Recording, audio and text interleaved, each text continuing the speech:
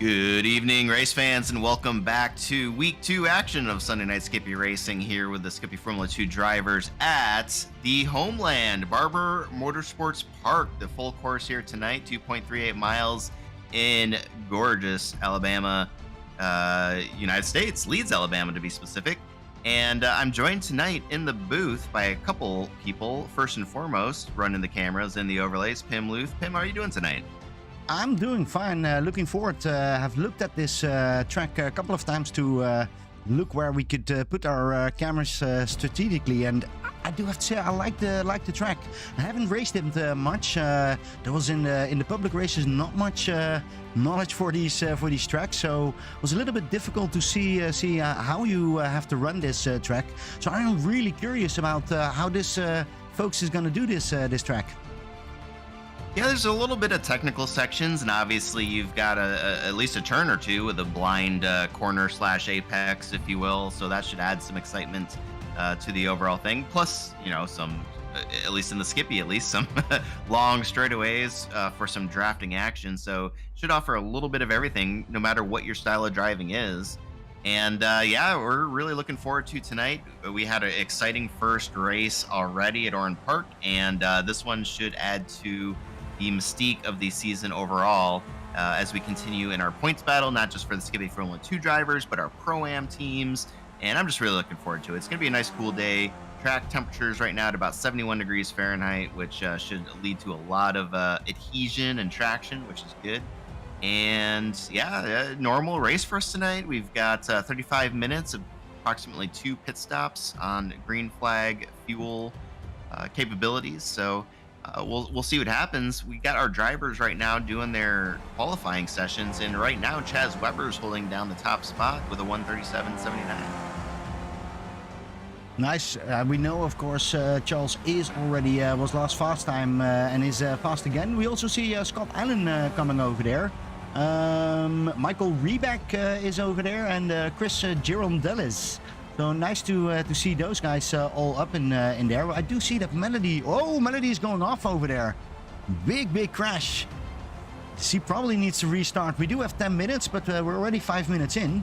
And this is going to cost her valuable time to get that tank empty and to make sure that you can get a fast lap in.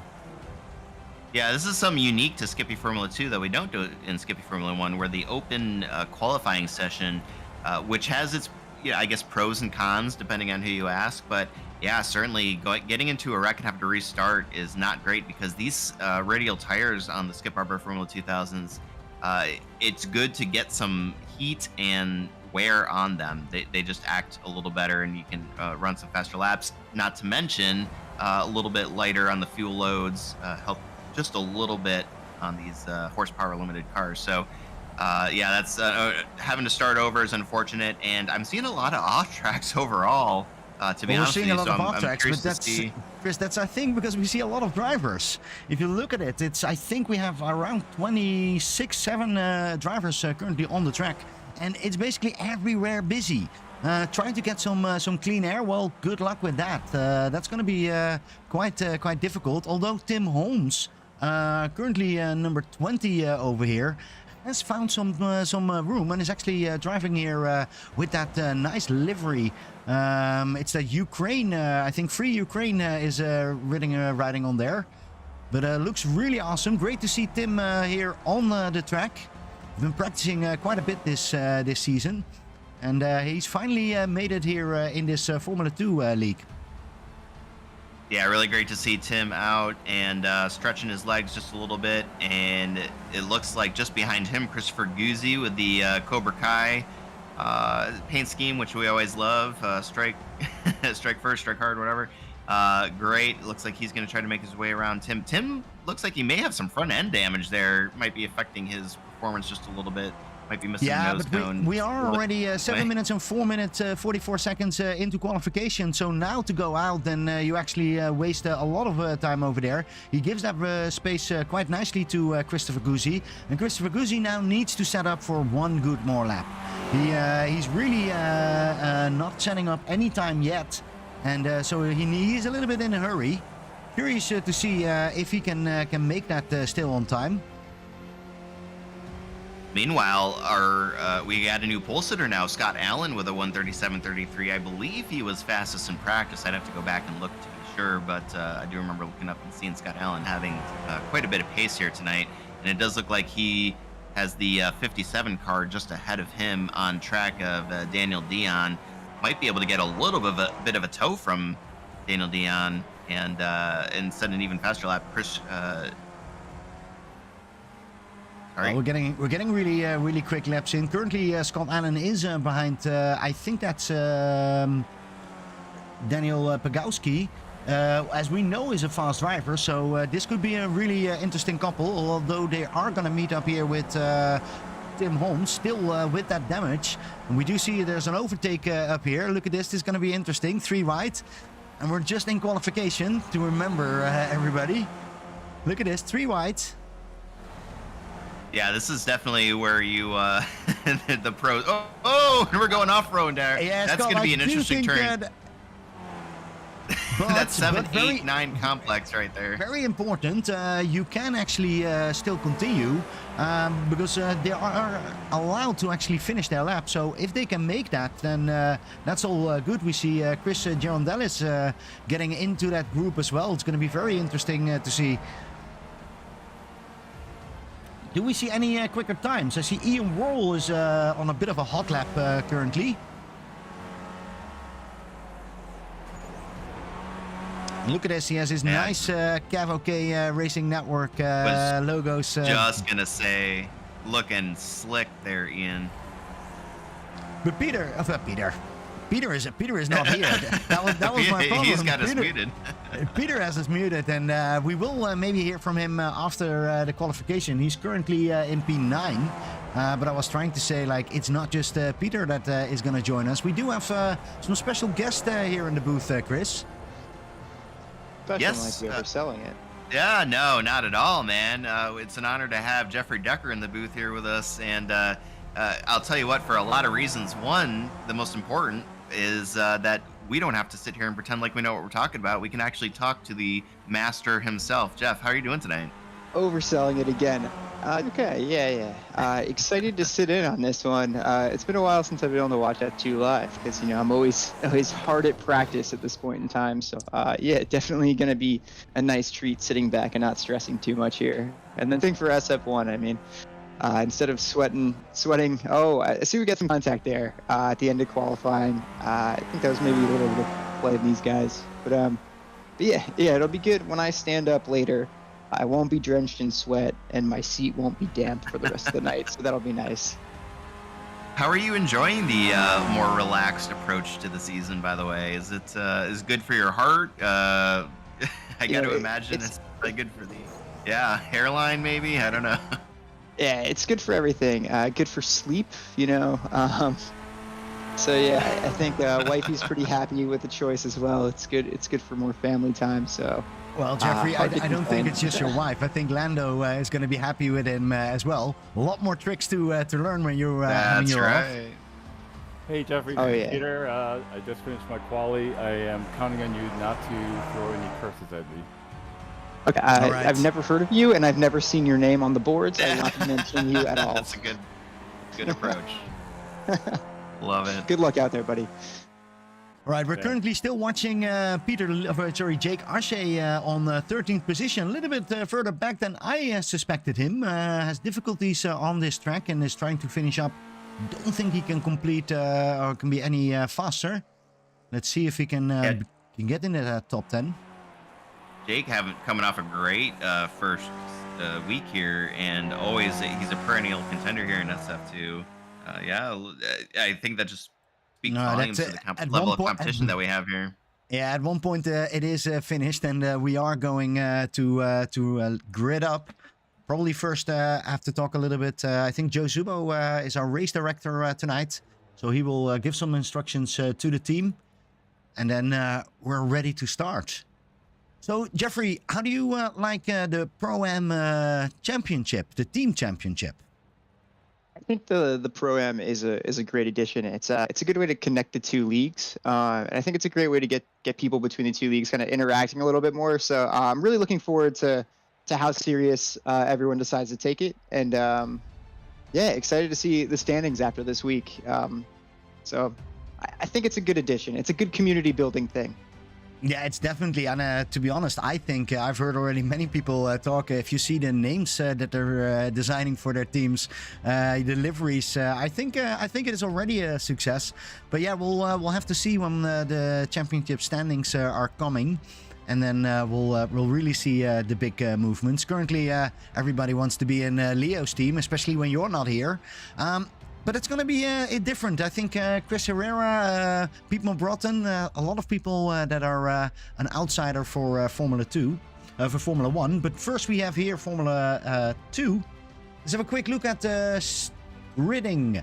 Scott Allen took the first position, 137.3. Chaz Webber right behind him, and then Ian Worrell. Ian Worrell did a big improvement over there. He's on that podium spot right now. And then Chris Girondellis on the 4th position. Daniel Pagowski 5th, and Kurt Smith 6th. Charlie Huddleston, a newcomer last race, is or his 2nd race, and is again really high up. 7th position. Great to see him coming back. And then we have Greg Montgomery, Michael Reback, and Rich Butler. Peter Lee, 11th position. Peter, have to work a little bit harder to get up. He did mute us, so probably not going to respond. And then we see Joe Zubo on the 12th position. Let's have a quick look if we see some more. Yeah, Jake didn't improve himself, so comes on that 13th position. And then Greg Sharp, Justin Devon, Tyler Antle, Matthew Malecki, also new in this season, Jason Haag, Ron Benson, Nate Strules, Rusty Pontenberg, Melody Chance, Dwayne Hoffman, and Richard Raboya. And that is 24 drivers. What do you guys think of that? 24 drivers in the Formula 2. So it's nice to see a little bit bigger field than last week. I think just to tell you like how close the competition is, our pole sitter last week was Jake Ache, and now he's in 13th. And P2 was Jason Haag, and now he's in 18th. So this field moves around a ton week to week because they are all so close on pace, and they all adapt to the tracks a little bit differently week in and week out. So it's really fun to watch this division just because of how close the racing is every week and how much it changes up. Last week it was looking like the championship picture. Jake was in a good position. Chris Georgiandellis, our winner last week in P4, he's put himself in a good position, but Jake actually a little bit back there on the back foot after having a really strong week. So excited to see him, see if he can move through the grid. But yeah, I mean, that's what makes SF2 so exciting.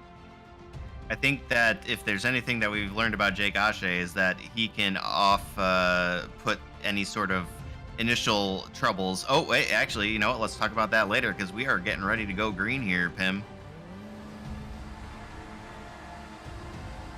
Well, we are ready to go, and they are ready to go. And this first left-hander, we've got, almost 3 wide, a little further back. It looks like the first 5 or 6 or so are going to sort it out single file. A little further back, we've got 2 wide. These are difficult times because these tires are a little bit cooler, a little bit more difficult to get the handle of, but it does look like so far so good as all 20, actually, you were saying 24 drivers. We ended up with 27 drivers on the starting grid here, Pim. So holy cow, this is we're definitely giving us a run for the money. Yeah, definitely still seeing some 2 wide throughout the field, going into like the tight left-hander at the end of that little straight. And even heading down towards what I believe they call the waterfall. It's a really scary area, so I'd hope these guys end up kind of going single file, but it looks like we might have some side-by-side action going in there too, which is great. They want to kind of make up these places early and stick with their spot at the field. A little bit of wiggles here and there and some puffs of smoke, but it looks like everyone's really managed that really tricky area of the track finally as well. So nice and clean start from the whole field. Yeah, so some great side-by-side racing there with Kurt Smith and Ian Worrell. Ian Worrell, one of those puffs of smoke there going down 7, 8, and 9 complex waterfall. Looks like they were going to get it sorted out, but holy cow, yeah, so far, just not a lot of separation throughout the field. Oh, and we do see the first incident coming up here. Ian Worrell goes out, and luckily doesn't take anybody out, and he has to wait now. Well, it looks like that might be Kurt Smith actually here. Yeah, unfortunate little bit of contact. It looks like Ian just lost the rear end and then couldn't quite save it. Yeah, that's a good call. Yeah. Who and Peter has an incident, guys? It wasn't my fault. And Jake again, Ashe. Peter, Oh, no. nothing happens. Peter is just missing the spot, and I think scared a little bit of Jake Ashe, but Peter Lee actually can continue. That was a little bit scary. Let's have a quick look at the front. We see Scott Allen driving there with Chaz Webber. Yeah, and Jake Ache now, fallen back after that. So yeah, he's on the hunt for sure. And I don't know what happened to Tyler Antle. He has jumped to the pits now. Well, we can have a quick look what exactly happened. It happened all in turn 1. He was trying to go really side on that inside, took a position over there, and then he just hits very easily the grass. And yeah, immediately gets hit from behind, and that was the end of Tyler Antle. He will be now. We have Ashley Antle in viewing. You know what, Ashley? Tyler's not out of it just yet. It's a long race, so we'll see what Tyler's got for him after they get the fast repair. Exactly, and it's not as painful because usually I think the second stop you can kind of do a really short stop in SF2. So if you have to tow or if you have to take that fast repair early, a lot of times it seems like you can still kind of plan on doing the normal-ish pit strategy and not have to take an extra stop. So we'll see if that works out. Now we do see that the top 3 currently is running very close together. Chris Girondellis is coming there now as well. Curious to see what they're going to do. There's a lot of draft, Jeffrey, up here, or am I wrong in that? You know, to be honest, as a part of my semi-retirement, I haven't even run this track. So not much draft here, you guys. Not much draft. All right, Peter is hey, Peter. Peter. Not much draft. Hey, Peter. It does seem like a little bit more technical track, though. So the draft, I think, is less of a factor. Sure, confirmed, obviously, by our man on the ground and in the race right now. But yeah, this top 3 has broken away. Obviously, George Andelis won the race last week, so even just a podium this week really puts him in a good chance, in a good spot for the championship battle. And then Chaz Webber, I believe, came 4th last week, which will be another really good result for him to start the season. So overall, yeah, just good starts for these guys all around. Yeah, I want to point out that if you're interested in where everybody stands in the standings or where everybody finished last week, you can go on the Cav OK Racing Results app, thanks to Peter there, and download that, and you've got all your stats and information on any of the race series that we broadcast here at Cav OK, including SF2 and SF1. Yeah, and tonight, sorry, we will get the other updates again. We're currently looking at Kurt Smith, who is running behind Dan Pagowski on 5th position and has Wilson right behind him. And I think they're getting really close to each other. Yeah, oh no! Oh, sorry, real quick. Joe Zubo really trying to inside move there down into turn 1, and we got another car. It looked like Rich Butler maybe off track, but Joe Zubo trying to brave move and did not work out. Hey, you guys, I spun again. It wasn't me. I just want you to know it wasn't me. Well, Peter, at one point you do have to think this booth is not that bad. You're always welcome to join us over here. Currently looking still at Kurt Smith, trying to see if he can get any closer to Dan Pagowski. Do we see any good battles going on? I see a little bit further back, Ron Benson. Wow, yeah, Ron Benson, look at Rusty this. Ponnberg. Go, Chris. Simpatico. Yes, exactly. Yeah, love that battle. Exactly, and Ron Benson is locking up that front really a lot, and immediately we see Pontemerk coming back. Is Rusty going to make that move? I think this is one of the longer flat-out sections, so he could potentially have a look coming into this downhill and then uphill section as we head into the final parts of the lap, but he backs out there. I think that's probably a smart move for now. If I were kind of in that position, I think you really want to try to just settle in here, especially with a 2-stop race. Maybe just keep saving the fuel if you don't see that really clear advantage and not necessarily risk the car in a place where it's not a really clear opportunity. Although he does kind of have a look at the inside there. He might be setting up for the cutback. And it doesn't Tried the overrunner, quite does give not him the work. run. Oh, and we Yeah. do see someone crashing right over there. I think that's... Raboha, right? I think so, yeah. That was Raboya. And then another one over there. And Jason Hag now off, Hey, you unfortunately. guys, there's different speeds going through turn 1, and if you chuck up, you spin. And so I'm coming in for an undercut. I see, There I you see. go. Ooh, look at this. Yeah, so looks like, yeah, Ryan Malecki got into the back of Jason Hag there. I think just like we were, it was just mentioned, you know, different entry speeds for turn 1. And unfortunately, the two came together. Well, while we're talking battle for the lead there, Pim, battle for the lead, Chris Gerondelis taking over that top spot now from Chaz Weber. Scott Allen back to third now all of a sudden. But this battle is not over. Chaz Weber looking now to what will be the inside into turn 12, is able to make that stick. He set What a himself move. up on that exit there. Was looking good. And yeah, just made that run work for him. Got Allen now looking to the inside. Oh, no, that's not going to work. So we'll shuffle back into single file as looks like Chaz Weber are going to be taking us into lap 6.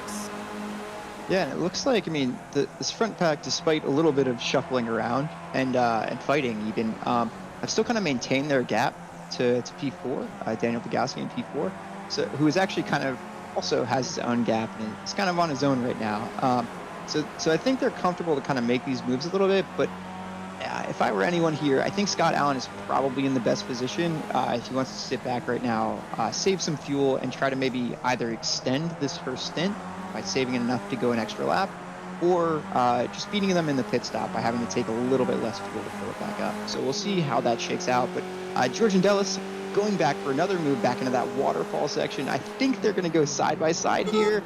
Oh! They do. It's great racing. George and Dellis on that outside really makes it work, but coming back around the outside, you know, Weber has the better exit using the inside there, and I think they're going to go through the chicane too wide as well. So really outstanding stuff. Weber has to back out a little bit there, but George and Dallas runs wide, which puts Weber back into it, and I think they're going to go side by side through this next section.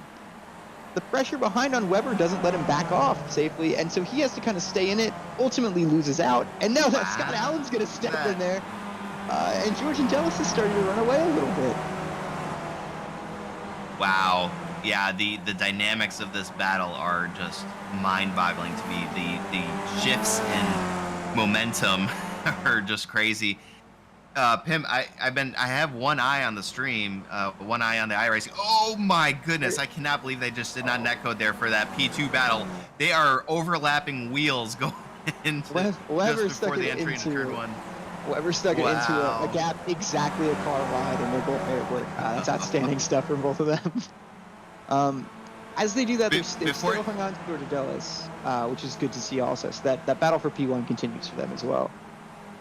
Before I forget, Pim, like I said, I got one eye on the stream here. I definitely want to see a roll bar view of them going down to that 789 waterfall, because I don't think the folks at home who have not driven this track really appreciate just what a crazy blind turn that is, and how brave some of these moves that we've seen from these top 3 drivers right now, trying to make passes there on the outside of such a crazy complex. So, Chris, we do have a new camera going on. Formula One is trying to do it, and we're doing the exact same. We have a camera is placed in their viewer, their cockpit, so we can actually watch Witzman with us. And here he goes. Scott Allen is trying to get really, really close. He's basically in that car right now. Our visor cam is better than Formula One's. You can see way better out of it. And we do see he's going into the pits. Chris Gerondelis is going into the pits, guys. There you go. So that'll be a great pit strategy. Separate himself from the fray, as does Charlie Huddleston. And so Chaz Weber is now going for the overtake on Scott Allen here, which actually, this fighting isn't really going to help them out, with George and Dellis now being able to kind of break any little bit of draft they have. any fighting is going to slow them down. And if Georgian Dellis, like we saw last week, had really good pit stops, he might be able to build a gap here and start to stretch his lead. We've got quite a few people down pit road now. Dwayne Hoffman, it's looking Jason like Hay, Chris undercut Ferguson. is pretty effective at this track. So there you go, Peter Lee doing his best here. Actually, let's see. Let's check in on Peter Lee here. Currently running 22nd. Had some early race trouble. Currently looking down the gearbox of Rusty Pottenberg in that Gobstopper's Wonka car. And yeah, Rusty doing double duty today. He was racing in the BRL race earlier at Daytona. Got Arca braked a little bit. Probably a frustrating finish for him tonight, but or this morning. It looks like Peter Lee making a great move there on the inside there, going down the front stretch. Looks like he will get him at the line.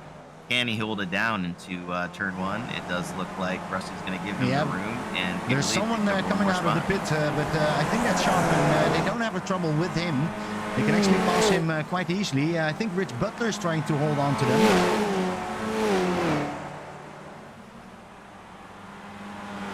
It looks like, yeah, some packs have started forming again. Oh, Georgian Dellis is off. Oh, wait, no, sorry, that's Tim Holmes. My bad.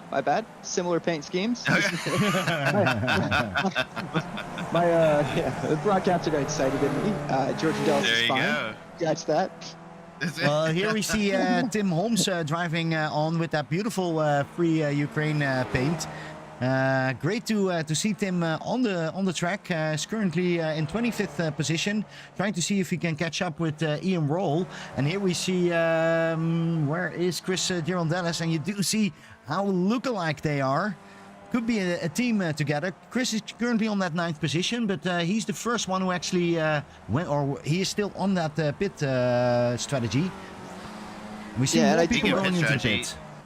Yeah, we got Dan Pagowski, Michael Reback, Greg Sharp, Melody Chance. I want to give a quick shout out to Michael Reback. We've got fiance Kendra in the house tonight. Shout out to Kendra and the Rebacks. There we go. Go 89. Exactly, Jeff. And before you go ahead, Michael Reback, his wife was, his fiance. I keep saying it wrong. You should. I know. Well, I thought. Me too. I thought. You know, just get them married. Enough. Get married. But it's much easier for me. But I hope she's out of the hospital at least. Indeed. Michael is currently doing a really good job on that 7th position, holding back, or at least trying to go back to Charlie Huddleston on that 6th position. Is 2 positions up. Yeah, and it looks like actually, I mean, that's the legitimate position, right? He's coming to the pits for his first stop already, so that is where he's currently placed. As far as I can tell right now, it's the top 4 that still haven't pitted. So we'll see kind of where things shuffle out after they come through. And I see actually the top 2 now are starting to pit. Scott Allen and Chaz Weber in. So we'll see if that undercut worked for Chris Girondellis. I do like the call from him there because he did see the guys behind were fighting. And not having sight of that leader can sometimes lead you to feel more comfortable fighting more and essentially losing more time because you can't see the time you're losing. It does look like Girondellis too is coming down the main straight already, so I think he's gonna have a pretty good advantage here. This may work out. And by the way, we haven't really talked about it. It hasn't come up, and I'm kind of surprised. Ooh, look at this number 2 and 3 coming out of pit road here. Holy cow! They're coming out nose to tail, and Girondellis has a huge lead now. And now so Chris that's going to be a great move. Yeah, so this pit road, they're going to have to come down one more time. We have not talked about it much. It has not been a factor, like I was saying. Tricky pit road entry. I mean, it's a little bit, narrow. And look at this battle for P2 here. Scott Allen, Chaz Weber. These guys not taking it easy on one another, even though they've got to still hunt down that 352 car. Yeah, and this is the point in the race where you kind of have to decide if you think you're faster than the guy ahead or not. And as the guy who may be slower, it may be beneficial for you to recognize that at this point in time because you're playing catch up. You want to be fighting for the lead. You don't want to be fighting for P2. So I expect these guys, if they want to fight for the lead, that they'll kind of let one of the other lead and hopefully try to catch up to Girondellis. Even if Chaz in this situation thinks that Scott is slower, it can also be beneficial to stay behind and save fuel here, and then potentially make up that gap just in the refueling pit stop at the end. They should also have to take a little bit shorter pit stop because they came in later. So some of this gap will shrink from George and Dallas as well. But we'll have to see where the lap times bring them out. It does look like Scott Allen was able to close the gap a little bit towards the second half of this lap. We can see on the broadcast, actually. A little bit further back, we see Michael Riebeck up here, really trying to see if he can get closer to Dan Pagowski. And if he has a run enough to actually go on that inside, it looks like he's trying to stay behind.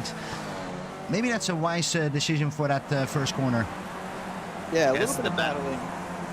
The battle of the North here. We got Kurt Smith, Dan Pagowski, and Michael Riebeck all on our line. And look at Michael really wheeling that car, man. He's really trying to do all he can to catch up to Dan Pagowski, getting that toe and activate the DRS. Oh, wait, no, that doesn't happen. But close enough. Once you feel the draft effect, it does feel like a flap has opened up on these skippies. So I will say, you can't see the DRS, but it is there, boys. It is there. It's effectively there. I love it. Yeah, Well, I'll tell you what, Pim. It's definitely there. Yeah, I was going to say, let's look there at the battle for P14 as Rusty Ponberg looks a little bit to the inside, thinks better of it. And Peter Lee able to hold him off for just a little bit longer. But while this is going on, Rich Butler, who was off track early, trying to recover here and has really just latched on to Rusty Ponberg's gearbox. So this is a three-way battle here for Peter Lee's 14th position. And whoa, tough times there down through the waterfall. And that's going to bring Jason Hagg into the battle here. So now this is a four-way battle, really, for P14. What a great mid-pack battle here. And these guys really putting on a show. Yeah, Jason showed some really impressive pace last week in his first Sunday night skipping race, an SF2 race. So really excited to see him back out here fighting and dicing it up for position again. It looks like that quad, like whatever you call a group of four, is now split up into a couple pairs. I gotta have to work on the vocabulary, but yeah, no, it looks like they're kind of broken up a little bit into pairs, but maybe they'll reconnect and get going again. Usually these packs are pretty fluid, so if they stay within about a second and a half, they kind of join each other and break off again. But it always gives us some solid entertainment. And it actually looks like Peter Lee is now starting to stretch it maybe a little bit over Ponberg. So yeah, we'll see if he's able to break away on his own. Yeah, and to talk about vocabulary, I think I do want to mention the report that we got from our last race was amazing. I'm not sure how many people have went to the forum, but I hope a lot. And it was very good, Jeffrey, of seeing what we do here live to get an actual report with great pictures. Well done. Yeah, there's so many battles going on throughout the field in these races, and it's so hard for us to keep up in real time, which is why I think it's kind of nice if we can start recapping a little bit and just, give everyone a little bit of a highlight.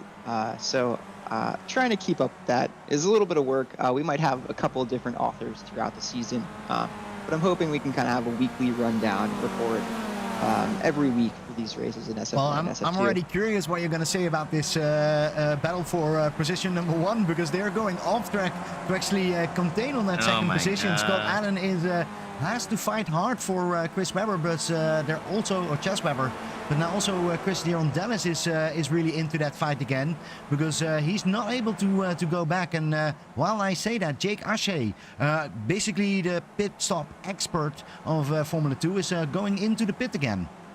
Ashe, I think Joe Zubo following him. Yeah, I think we're going to call the undercut the Ashe from now on. It just seems to be his go-to strategy. He likes to do it. It generally works out for him, so I think we should give him a little bit of credit there. Oh, yeah. Yeah, I've heard some back and forth about whether or not the overcut or undercut where it really works in a skippy, but I'll tell you what, Jake Ashe has been using it, and it seems to work, so I don't know. The proof is in the pudding, as they say, in my opinion, regardless of what your theories are. I will say real quick, our fellow broadcaster Ian Worrell had an unfortunate incident down the waterfall there, 789, got a little loose. Saved it though, no damage. He will continue on. But yeah, this battle, Scott Allen just set the purple lap of the evening, a 136.6, and in his effort to catch up to Chris Jarondelis with Chaz Webber glued to his gearbox there.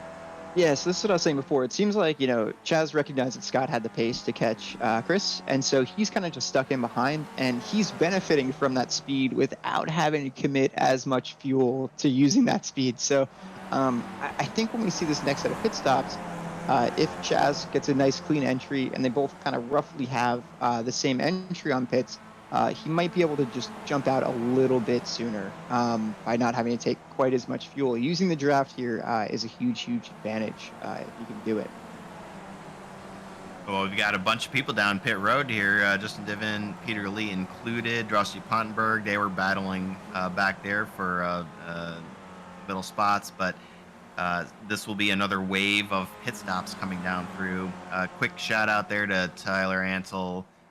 We had Ashley Antle in the viewers just want to pour one out for Tyler. Unfortunate race for him, but yeah, there you go. P27 for him on the evening so far. But here we go. We've got some drivers coming out. We've got a great battle for the lead, and Chris Girandellis leading Scott Allen and Chaz Weber by a matter of tenths of a second. So these guys under a napkin, blanket, handkerchief, whatever you want to call it. Look at this. What a run Scott Allen has there. Oh my goodness. It looked like he may have been able to take that at that moment, but Chris Girandellis is able to get a great run. Seems like a real big momentum track if you're able to keep that flow through these complex turns. It goes a long way, obviously, when you don't have a lot of horsepower to lean back on. Oh! Scott Allen going to drag his wheels in the grass, which is usually a death sentence for most drivers, but he is able to hang on to it and stay.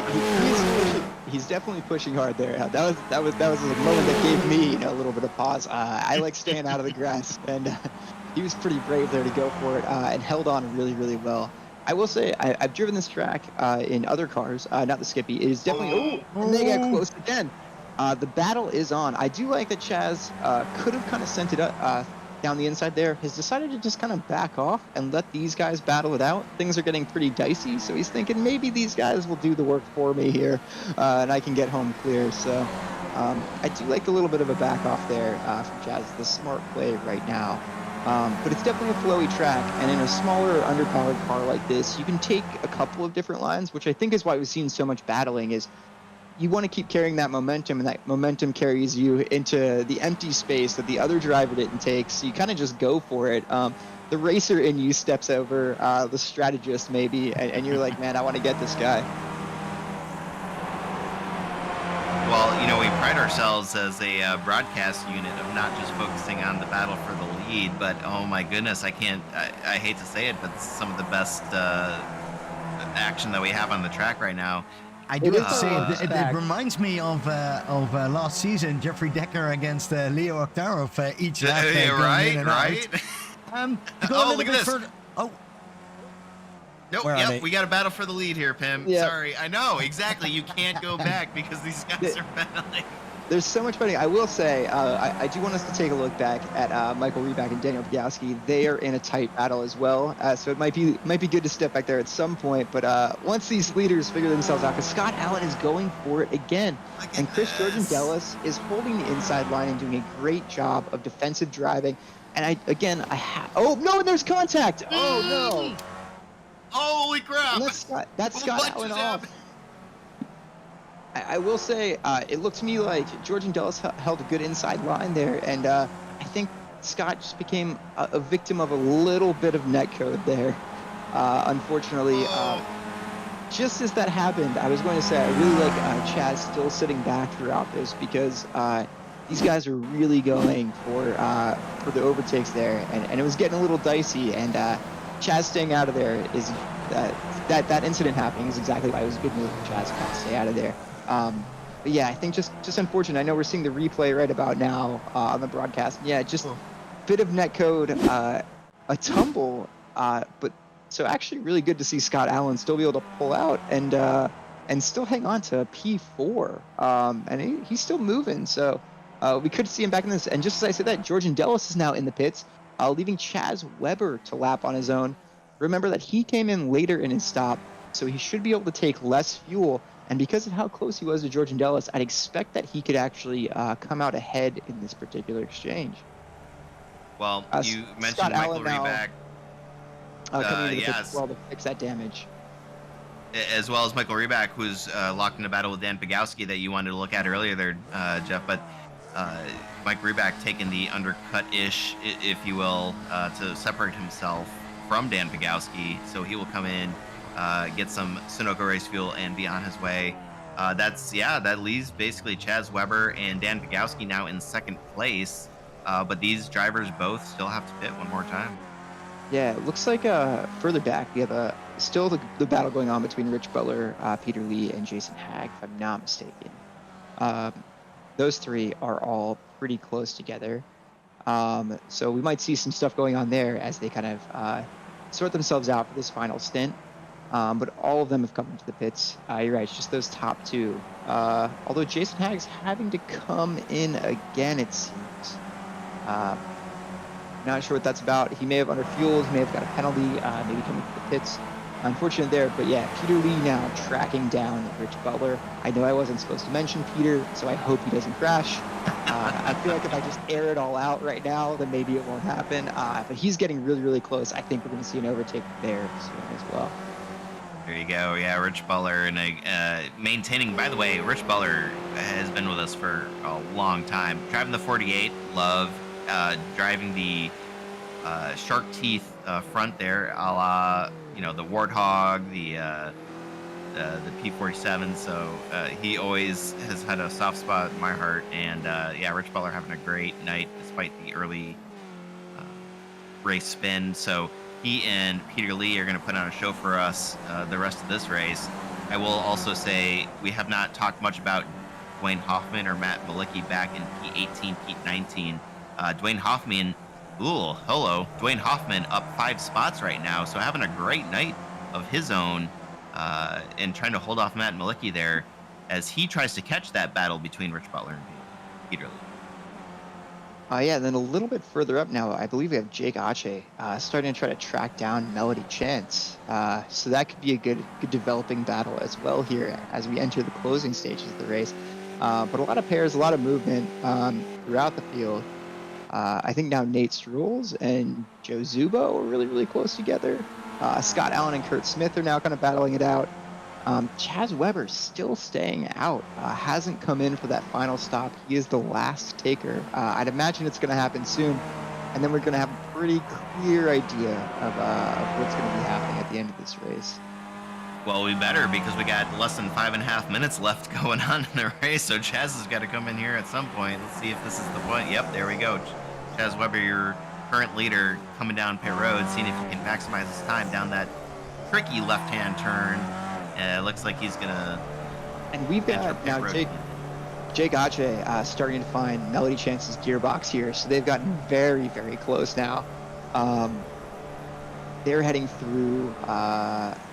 the waterfall section now, both very, very cleanly. A little bit of a puff of smoke for Melody Chance, but not enough to really slow her down at all. But Jake's in that draft, he's latched on, and they're in a battle now till the end here. And obviously both of these drivers we also have a soft spot for. Jake Ache, one of our Cav OK folks. Melody Chance giving us our new logo here, including SNS, their new logos. Our new logos. Guys, but you're missing going... the big spot. Chris Girondellis didn't take first position. Is 3.7 seconds behind Chris Weber, so that did work for him. Yes, Chaz really was able to make that later pit stop earlier on work, basically having to take less fuel on this last stop. And also, let's not forget, George Dallas was lapping on his own that whole second stop that whole second stint. Until they caught him, and then even then, Chaz Weber stayed back and saved fuel as George Dallas and Smith or Scott Allen battled. So that fuel saving plus the later stop earlier on really, really paid off here. And I gotta say, the pace looks good. I think this is his to lose at this point. For sure, and I will say overall, the pit lane time on that second stop, Chaz Weber had 4 seconds. On Chris Girondellis, like 4 seconds overall from pit lane entry to pit lane exit. That's I crazy. think what that So really the comes only down thing to to, worry about is, did he take enough fuel maybe, or did Chris take too much? I don't even know. I think he's got enough fuel. I think what that second stop really comes down to is he had to take like 3 or 4 less laps worth of fuel because he came in so much later. So he kind of took that chunk of time in the first pit stop, saying, "Hey, I need to take a little bit more because I run it to empty." But now in the second stop, he only needs a couple of laps to get to the end, whereas George Dallas had to take those extra couple of laps. I don't think it accounts for the entire gap, but it will have helped him definitely. No, you are right. Their time in the pit itself was about 2.5 seconds, or I guess almost 3 seconds. So a good majority of that. Obviously, Chaz able to make up a little bit of time on the pit lane total time, maximizing the entry and exit. But yeah, no, that's pushing huge. hard, going off track a little bit there in his hunt to pass Melody Chance. Still kind of staying within touching distance. But that battle is heating up. And then we've got our very own Peter Lee once again in a tight battle with Rich Butler as they head through some twisty bits as well. It's actually Love nice. the twisty bits. I've got to say, George Dallas, in second place, it's a good result. I'm kind of glad he's not up there battling for the lead, so we could take a little bit of a breather and see some of these other battles going on that we were missing out earlier on. For sure. For the final podium Look at this spot, side-by-side racing. Holy cow. Peter Lee, I love it. I love it. Forcing the issue, looking very, very good out there. And, it appears, like I said, I haven't raced a Skippy here, but it appears to me like there's a lot of places that you can go side by side. But even then, it's kind of like what we've been seeing in the new Formula One, where you can take a spot back, but then the next set of corners, you're not set up to be able to retain that spot. And so people are able to fight back and kind of hold position, even if they lose it temporarily. So it's actually making for some really great racing. For sure, and really great racing throughout the field. Let's look back here at P19 there, Pim. Ron Benson, Christopher Guzzi, and Richard Beja, these guys going down the waterfall now, they were a little bit closer. I think, I can't remember if it was the 123 or the 32. Somebody locked it up, so they had to separate out just a little bit. But these three were right up on one another, really close. I gotta say, I do love that Benson livery. I think it's good fun. I like the confetti torn up look, a little bit of sparkly at the front, the gold looking nice, something a little bit different. So shout out to the livery as well. It's looking good. Love it. All right, back to the Rich Butler, Peter Lee. Peter Lee really trying to stick his nose inside, outside. You know what though? Rich Butler having none of it. He's having a defensive line. He is making his car about 3 times wider than it actually is. An SUV. I don't get it.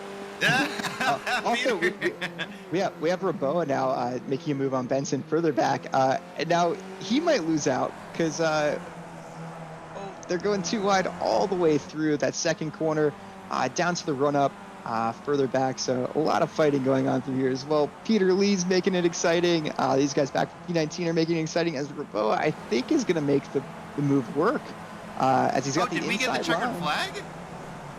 White flag lap. It's the white flag lap. So yeah, we're running it down to the end.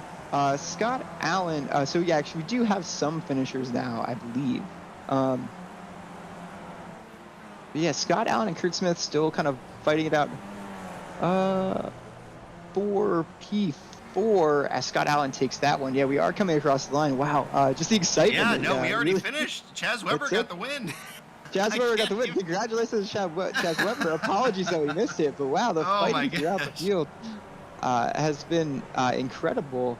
As Raboa, I think is going to take this P19 with a really hard-fought battle there. Melody Chance able to hold off Jake Ache, as we saw before.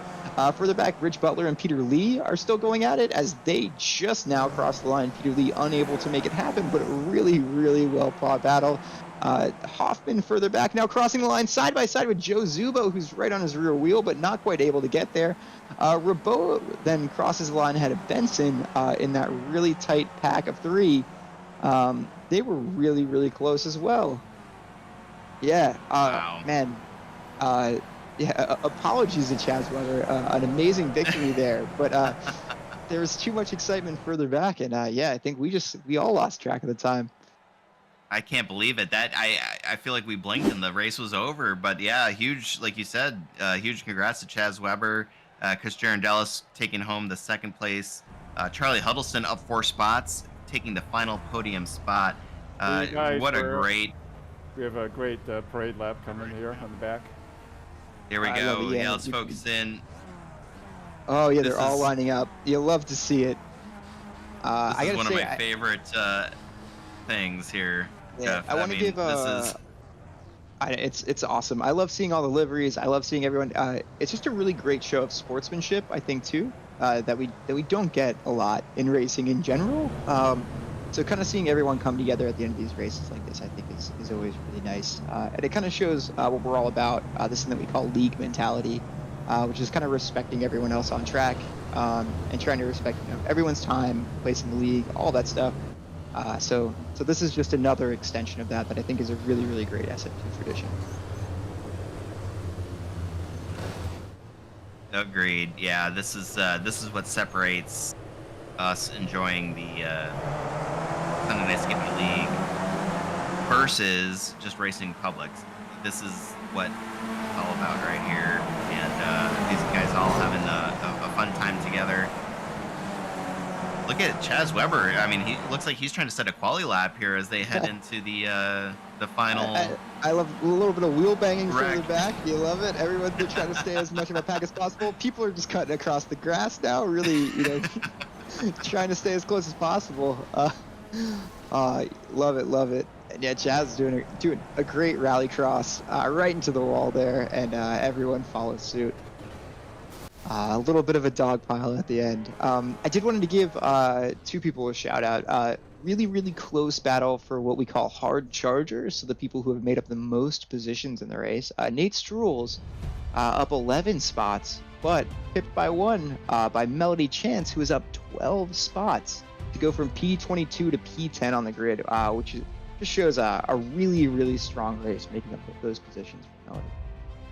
That's tough to do, making a position. That was always one of my favorite and most respected positions, was the hard charger, quote unquote, award. And yeah, so great job there by Melody Chance, finishing in the top 10 overall after starting deep in the field there at P22. So holy cow. I gotta tell you guys, I feel like I stepped into the wrong race. I'm a little bit in over my head with all the action today. This is, unironically, this is great that we have the Skip Barber Formula 2000 at the Skip Barber Motorsports Park. I just feel like this is a match made in heaven, and they're proving our point right now. I'll tell you what, I don't know how we can beat this, but the SF1 drivers are going to start here just a little bit and do their best to do just that. So, Pim, what do you say we take just a tiny little break, and we'll be back and cover down on the SF1 action here at Alabama.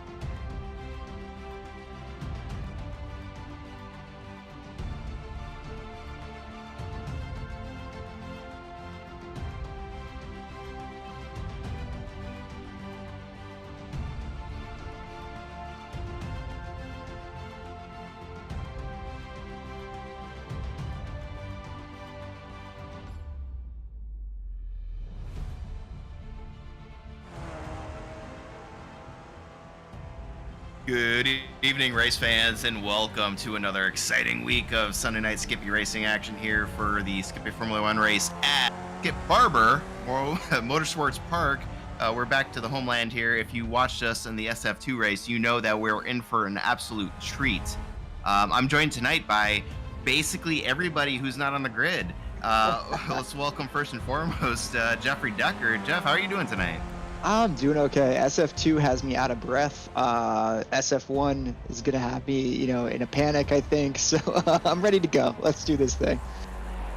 Awesome. Looking forward to it as well. Also joining us, fresh off the grid from SF2, and in some great battles I can't wait to hear about with Rich Butler there, Peter Lee. Peter, how are you doing tonight? I'm doing great. I was thinking the only track I knew about in Alabama is Talladega, but here we are at virtual Barber Motorsports Park, and it was first time. Wonderful place. Yeah, this is a great track overall. I've raced here in GT3 and IndyCar. Love to see that our namesake is also racing here. I don't even remember the last time. I'm sure somebody will be able to tell me, but great. Seems like a great track for this vehicle.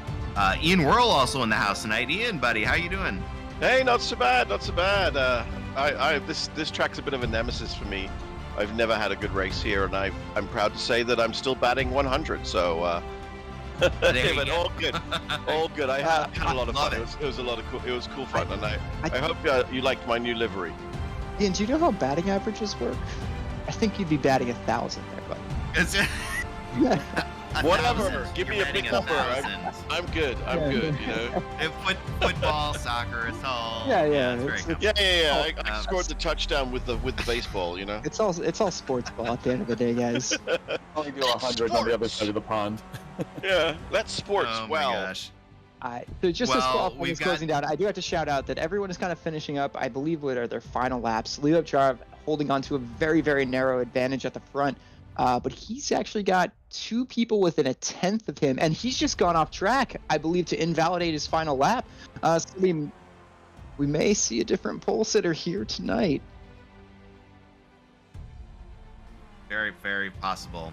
I will say that Michael Houneck having a great showing here in P2.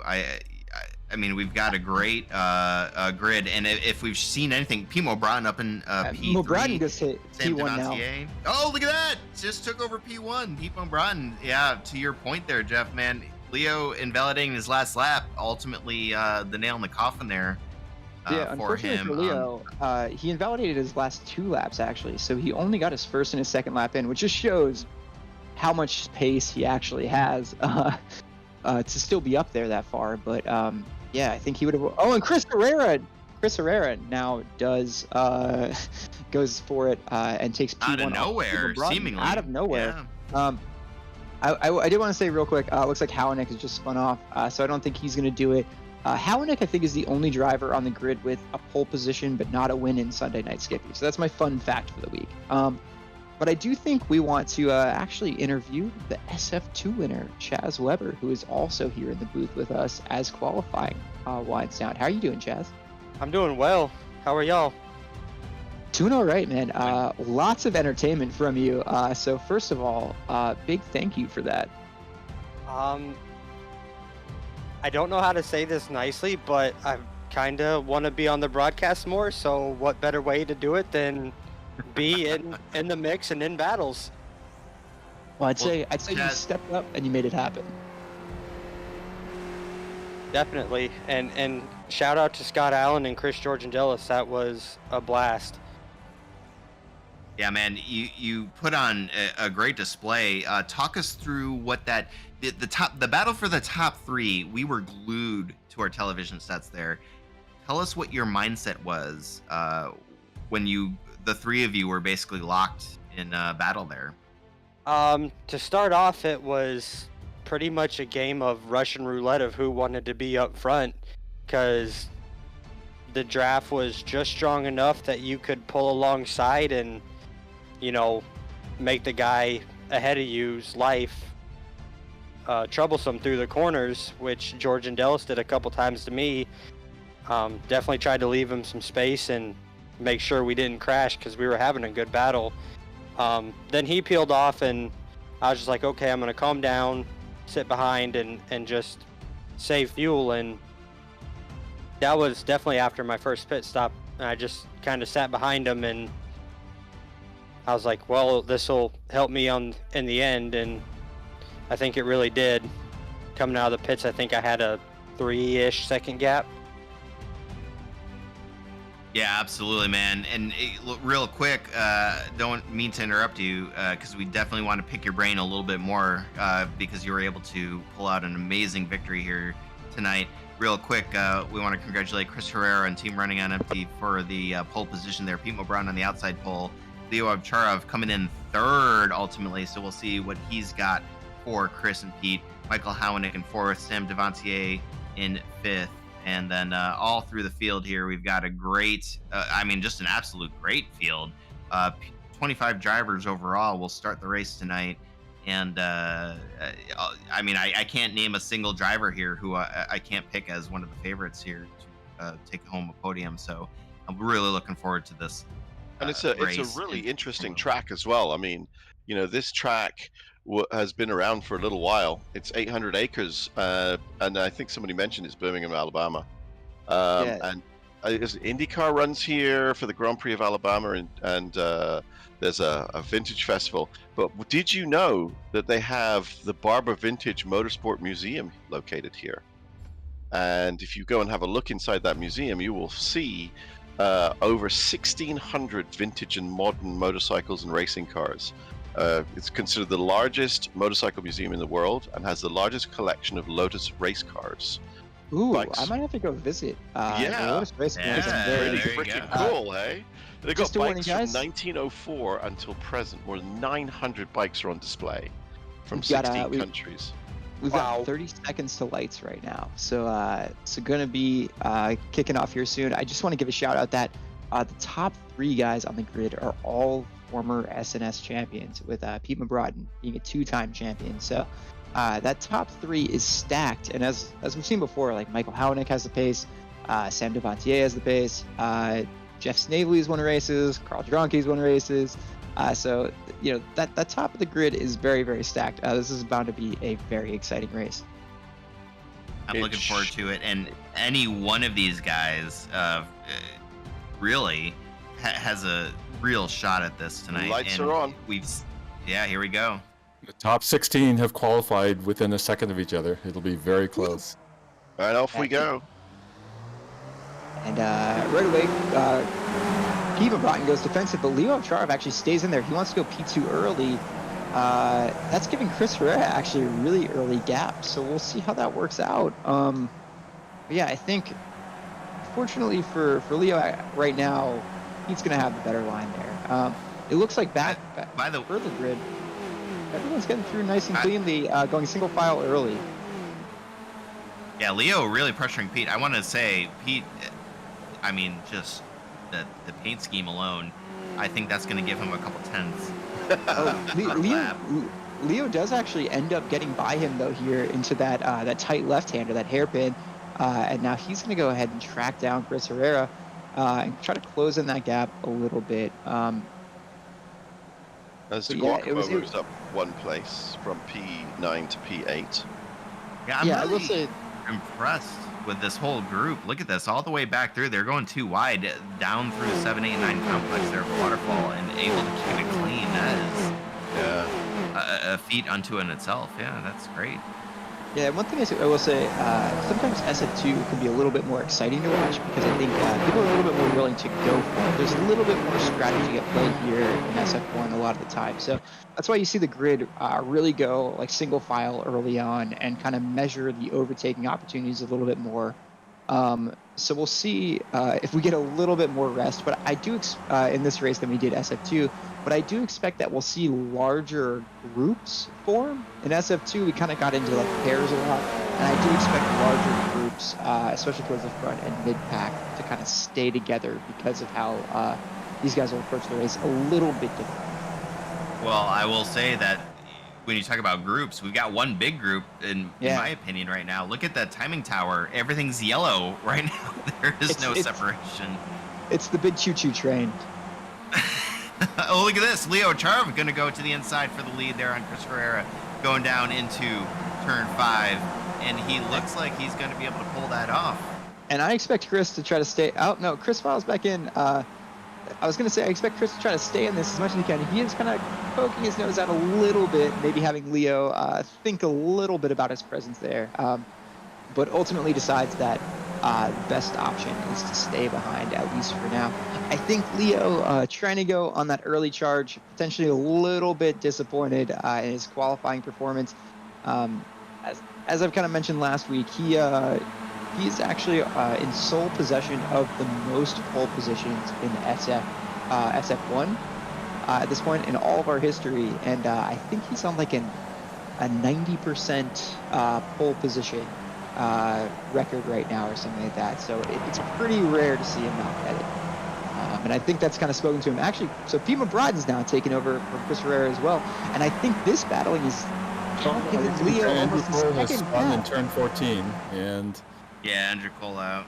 that is a very, very tricky corner in cold tires. You're really having to slide the car around, and if you just are a little overeager, you can lose the car. And unfortunately, it looks like Andrew's in the midst of a tow. Alex Alton, too, we saw a little bit ago in the broadcast, had a little bit of a wiggle heading onto that main straight, but able to hold on well, which is very, very hard to do. Oh, yeah, and we're seeing now Andrew Cole. Yeah, unfortunate incident. Big impact there. Back in P19, in P19, Charlie McCarty, Aaron Law, Jeff Torbeck, Kyle Reed, 3 wide. Justin Berkheimer. We Boy, have they are 3 wide for Justin Rebello. Sorry. Yes. Justin Rebello, Jason Green, and I believe it was Brian Perez. Got a little dicey there, a little bit of contact, but that whole group right around there is actually staying really, really tight, as you were highlighting. Sorry, continue. My bad. It's actually the same goodness, group, those 3 right ahead of Yeah. the folks I was calling out there. Look at this entire train. Justin Rebello leading an absolute train all the way back to Ray Butner-Kowski there in P24. This is going to be an exciting battle to watch here with all of these drivers. I mean, I don't even know where to look here. I still don't see much separation between any of these folks. Obviously, we're getting a little bit of groups forming more or less, but holy cow. I mean, look at this. Thomas Photo's barely hanging out. Oh, Thomas Photo's going to go around. Boy, he was in a battle for the last 3 laps with Yonsei Lin. Sorry, I I got believe it was yelled at Jason by Green, Pim Jason for just Green. saying. I got yelled at by Pim for just saying drivers' names, and I just did exactly that. So I'm probably going to get a talking to after the race. But there you go. Yeah, Thomas Photos, Aaron Law now passing him with Charlie McCarty in tow. The Thomas Photos Photos is good. Jason Green went around and was unfortunately able to keep it together there. But yeah, this battle for what I believe now is, it's hard to see, so many going on. P17, I believe, is raging on, and they've kind of built a little bit of gap from the fighting where Brian Perez and Justin Rebello have been able to break away. Perez is just fun as well. In the hairpin in P5. I think he decided that group was more exciting to be a part of and decided to kind of hold back and join them instead. I must admit, I'm glad to see some of these guys spinning because I feel less bad about myself now. It's tough, and especially when the battling kicks off like this early on cold tires. You really want to be a part of it, and so sometimes it's hard to remember to hold back as much as you need to on the cold tires. I think we'll see it stop a little bit, but there is a lot of battling, and I do think because it's a momentum track, it is very, very easy to make mistakes. Good point, for you, because I spun a couple of times, and both times I didn't realize my closing speed in some of these high-speed corners, and I ended up having to lift more right at the apex, and to avoid the nose-to-tail contact. Which and then is not great. Yeah. Yep. So we're seeing now that front group is staying together so well. So it's still a lead pack of 12 who are all connected in what we consider drafts. So all within at least a second of the car ahead of them at this point in time. A huge Skippy train, a conga line, if you'd like. Sorry, real quick, Scott Bell. I focused in on him In because P10. Sarah Bell's checking in. So, yes, shout out to Scott Bell there in P10. But He's gonna send Oh, it he real almost hard, and tagged the back of RJ McKenzie, of Alex Hawthorne. and sorry, he had of a P9. There's a little bit of a goofy corner earlier. RJ McKenzie had to lock up the brakes there a little bit as well, and able to make the pass there. Holy cow! I mean, guys, I can't focus. There's so many good races going on here. It's so difficult to focus. It is. It is. I'm glad we've highlighted Scott Bell. I just got to say, outstanding driver. I raced a lot with him in public lobbies for a long, long time. Really, really nice guy, and I'm always rooting for him in these races. So nice to see him kind of battling out in that front group. I was just about to say the front two had kind of broken away, but yep, now they're connected again. Chris Herrera kind of the glue right now, keeping those front two connected to the larger pack, and it's a little bit of a slinky right now, is the best way I could describe it. Is they kind of pull away, get a second gap, and then Herrera kind of pulls them back up towards them again. So we'll see how that develops, but they're right on the cusp of breaking away. Leo and Pete, that is, at the front.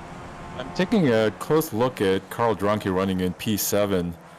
To my eye, he's looking faster than Jeff Snavely and Sam Devontier in front of him. But, you know, it's tough to find a place to pass. He's having to be a little bit patient here, I think.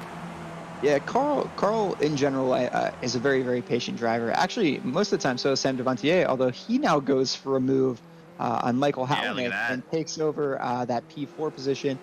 So it could be that he feels like he was faster, wants to try to lead this group back up to the gearbox of Chris Herrera. And I do believe now we may be able to consider Leo Charov and Pete Mabrotten broken away from Chris Herrera. So it is really nice to see that Pete has now stepped up this week and has joined that fight at the front. I expect to see a colorful cast of characters throughout the season up there because we've got so many fast guys in this league. There's Sam a great is- battle brewing for P11. You know, Scott Bell is holding it down, but Josh Dancy has really caught up to his gearbox. There's a little bit of give and go in different sections of the track. Looks like Josh might be a little faster in the tight sections, and Scott's able to pull away in the straighter sections. It'll be interesting to see how that develops over time here. And of course, Yeah. what's going to be also important is what happens to that big, massive train right in front of Scott.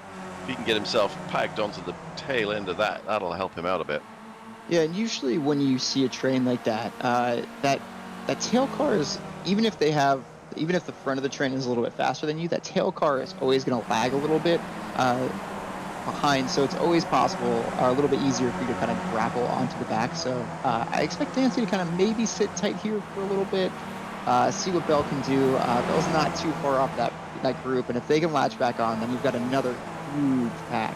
I do want to say, though, maybe highlighting the battle for P14 as well. Steve Dewar and Justin Rebello kind of getting into it. Two long-time SNS drivers, and also really nice guys. So you always got to give a shout-out to them. But they are nose to gearbox, going pretty much around the entire track. So really, really fun to see those guys battling as well. Well, just right behind them, Jeffrey, in the battle for P16, Aaron Law, Kyle Reed, Charlie McCarty. There have been a few times when I was sure there was Charlie gonna be- McCarty now takes a little bit of an excursion. no. But you know, there were a couple times when I was certain that there was going to be nose-to-tail contact. They were getting that close, but they're keeping it clean so far.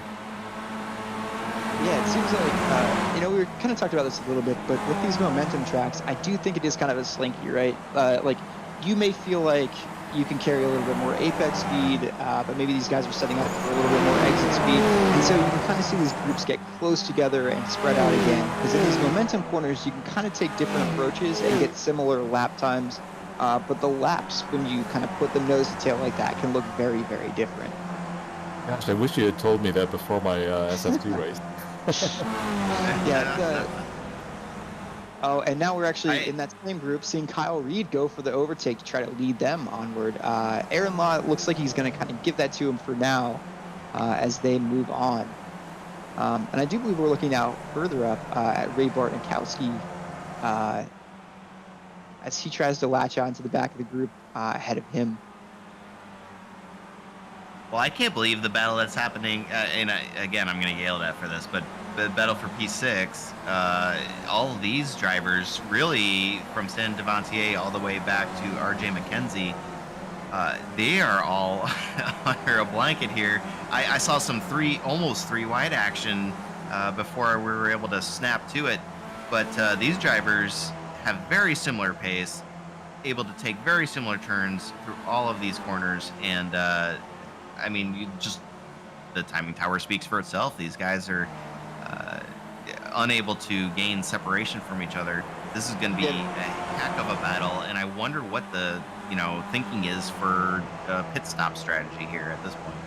Yeah, so it looks like Devontae has led that group back up to just within drafting range of Herrera. So as we saw before, the draft isn't something you can necessarily use here to completely make an overtake. It's not like you have a long enough straight that you can just ease past the guy, but it will suck you up to the back of that car once you're within that 1 second gap.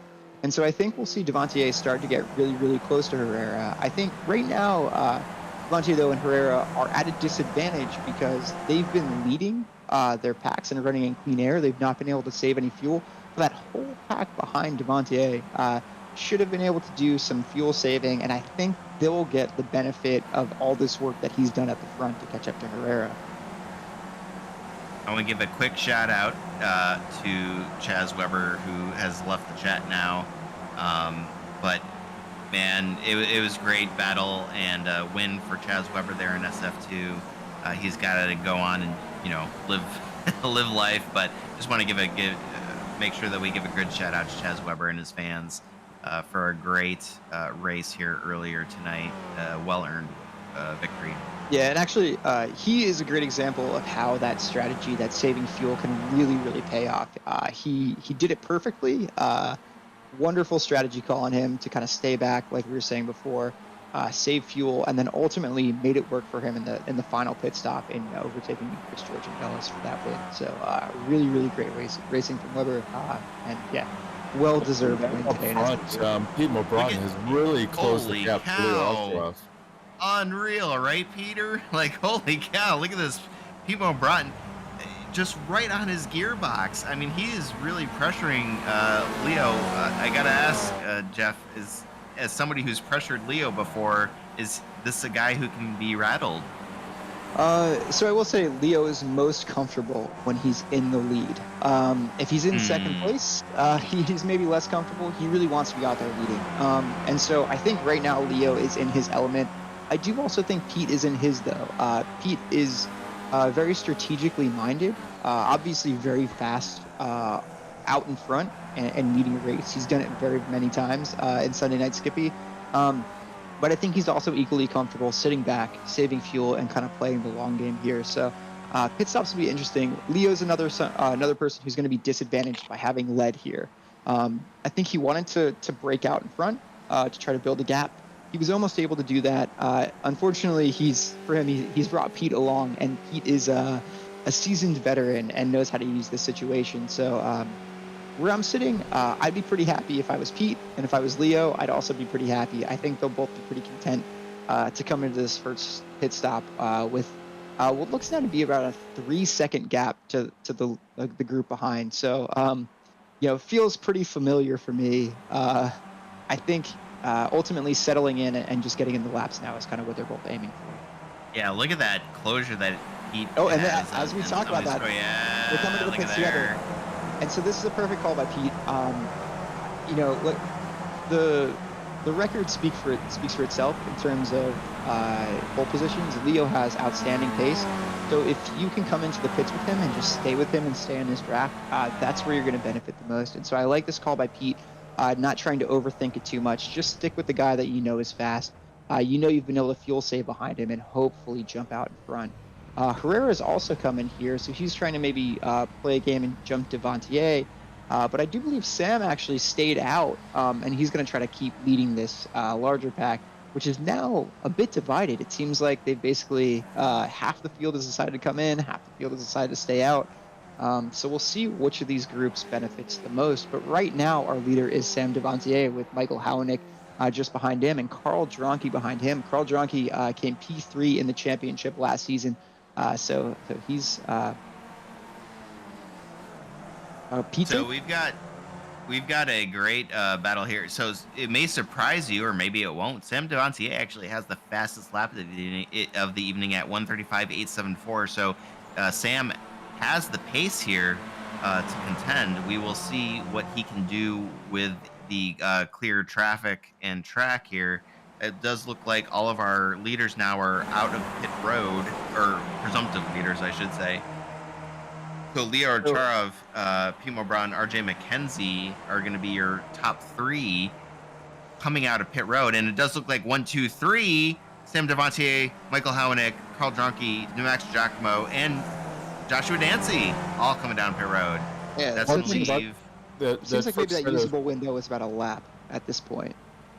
And the other trick on this one is you got to be careful when you pit, because it is a long pit road. And I've seen people running out of gas as they're pitting. So, yeah. So I think the key because now it seems like Leo has actually established a little bit of a gap between Pete and himself. And their pit times don't seem that different. But Leo made up about a second see Leo going past the pit now. On lane, but actually he was also seemingly able to take less fuel by being stationary less amount of time, which is surprising to me because I would have expected Pete to be the guy to take less fuel. So it's possible that Leo has short filled just a little bit here to try to build a gap, essentially using the pit stop as an undercut without actually having to come in at a different time. If you cut off that fuel flow just a little bit earlier, essentially it's the undercut. You think you could build a gap to the guy behind and take that time back maybe in the pit stop later on. So we'll see if that works out. Can I issue a complaint? I think anyone lapping in the 135s here, that should not be legal. That is, I do not understand how that can be done. Chris Herrera has just pulled off the track. I'm not sure if something happened.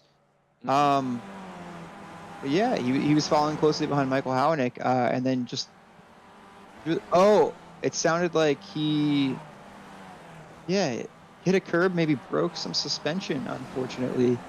Wow. So the pace has been there now for the first two races for Chris Herrera. I think the luck has not been. He'll be a little bit disappointed about that because, like I said, strong showings. Our pole sitter today, it actually maybe sounds like a blown engine. I didn't see any smoke, but that's kind of what it sounds like, at least for me. And Leo's got a 2-second lead out over Mobrodin in P2. Yeah, so I spent all of last season having nightmares about this. You come into the pits, you think you've got Leo, and then coming out of the pits, that gap just grew a little bit, and now you slowly watch him walk away. It's like those dreams when you're running from a monster, but your feet don't move. Is essentially what it's trying to do. I'll call out in P3, RJ McKenzie seems to be the big winner out of this first round of refueling stops. He's up 9 spots from where he qualified and is running P3 right now. So the biggest thing for RJ is his stop time, stationary time, was about 5 seconds off of the rest of the people around him. So he's going to have to pay that back later. He came in very, very early from what it looks like. Well, strategic decisions, see how that works out. I believe this is Melody Chance's teammate, if I'm not mistaken, in the Pro-Am Tour here. So, this is a great boon if RJ can pull off this pit strategy here. This would be a great move for the team overall. Whew. Boy, that's tough though. That's a you're right, 5 seconds. That's not an insignificant amount of time. We got a battle for P6 here. Oh my goodness, Carl Drunke barely holding off Jeff Snavely, who is poking his nose inside, outside, trying his best to get around Carl Drunke, who we know is not a easy driver to pass. Let's see if he can make it happen here down into turn 1. He's no slouch. For anyone who watches him on Twitch as he streams throughout the week, or anyone who's kept up with Sunday Night Skippy for a long time, they'll know the pace that Carl has. They'll know that he is a tough customer, and he's going to hang on to this as best he can here. Snavely, the same vein though. He's won a couple of Sunday night Skippy races, at least one, maybe two. Always quick, always kind of hanging on to this front group of drivers. So not someone you want to see on your gearbox either. Carl Dronke, Jeff Snavely, Michael Hownick, and Alex Othon are this group of 4 right now. Any one of these drivers a favorite to win any particular Sunday night Skippy race. And now, yeah, 100% agree. Now we've seen Sam Devantier get just within draft of RJ McKenzie. I do have to say a big shout out to RJ McKenzie. He was the first driver that we, I think, forcibly mid-season promoted from SF2 to SF1. He showed such good pace in SF2 that we said, no, dude, you're with the big boys now. And yeah, him lapping in P3 just shows that that was the right call. Even if he's taken an alternate pit strategy, you have to think through things. That's a big part of SF1 as well, is the strategy. So it's showing that he's kind of thinking outside the box and trying to make the most of his opportunities. And I think it's great to see him dicing it out up there. Yeah, RJ McKenzie is due a great result here, and well earned. Obviously, trying to hold off Sam Devantier is a tough task for even. Hey, I wanted to call out someone we haven't talked about here in P11, Yonsi Lin, newcomer to the league this season. And Yonsi has been pretty much lapping on his own, but now he's gotten the Scott Bell Max DiGiacomo battle in his sights and has really caught up. And I think that battling has really allowed him to do that. And just as you said that, we're seeing Sam Devantier just complete an overtake on RJ McKenzie. If I'm RJ right here right now, knowing that I've taken the early pit stop, I'm going to try to stick on to the gearbox of Sam Devantier and try to save some of that fuel that I'm going to need to take later on. But yeah, as you said, Youngsie Lin also now on the gearbox of Max DiGiacomo and Scott Bell. And he's been lapping in those clean air laps about a half second faster than Scott Bell, who's leading the duo. So I think we're going to see some overtake attempts here as well, unless he decides to try to fuel save in the second stint. Yeah, Yancey up 6 spots. He is up there in our hard charger, battle. Ultimately, though, that honor right now lands on Kyle Reed, currently sitting in P15. RJ McKenzie is coming down pit road. So that interesting. So obviously, like we talked about, great foreshadowing there. He's going to have to come down early, and this is where he has to pay the piper and maybe take a little bit longer fuel stop than the rest of the drivers. So we'll see if that ultimately works out. And with 20 minutes remaining in the race, I'm a little worried that he can't make it to the end. We'll see how that shakes out. I do feel like we are maybe not quite going to get there. We've seen this before. Yeah, we've seen this before. Leo lapping in front. He moves so quickly that sometimes the fuel calculator thinks you're going to run 1 lap less than you do, and then all of a sudden Leo bangs in 3 or 4 fast laps, and he's added a lap to the race. So, RJ, unfortunately, may be a victim of that. I'm hoping not, though, because I do like that early strategy call. I will say Jeff Snavely has taken over P4 from Carl Dronke. We saw that battle roiling earlier, and sure enough, Jeff Snavely able to take that position. And it looks like Michael Howenick was looking inside there on Carl, thought better of it, backed out, and Alex Othon looking on in curiosity, I would say, hoping that some of these guys make a mistake. But yeah, that's kind of like good luck, hoping these guys make a mistake. But yeah, Alex Othon having a great run tonight, up a single position only, but P7, man, love that for him. I can't say for sure, but this might be the best positioning Othon's been in. I think, sure. And we've seen him slowly crawl up, not so slowly, but, start to crawl his way up. Sneakily. I would say sneakily. Sneakily, that's the better term.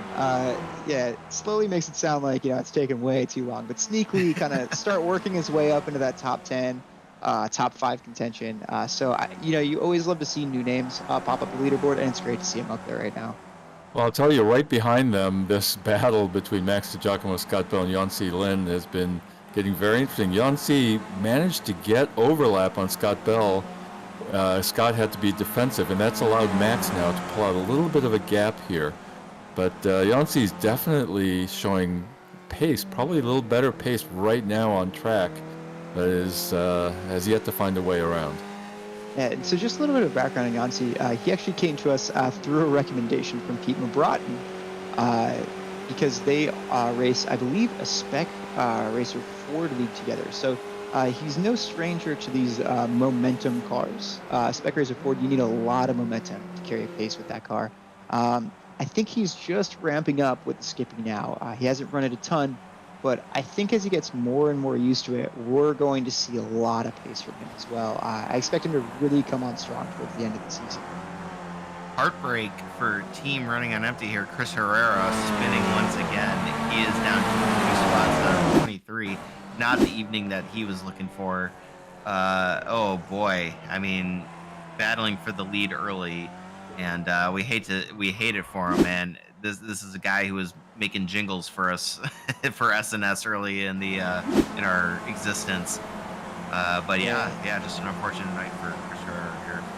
Yeah, and just remember, I mean, Herrera is a champion of the league. He knows how to get it done over the course of the season. Unfortunately, in these first 2 rounds, it hasn't quite worked out the way he envisioned, but I do expect him to be there at the end of races, fighting for wins, fighting for podiums.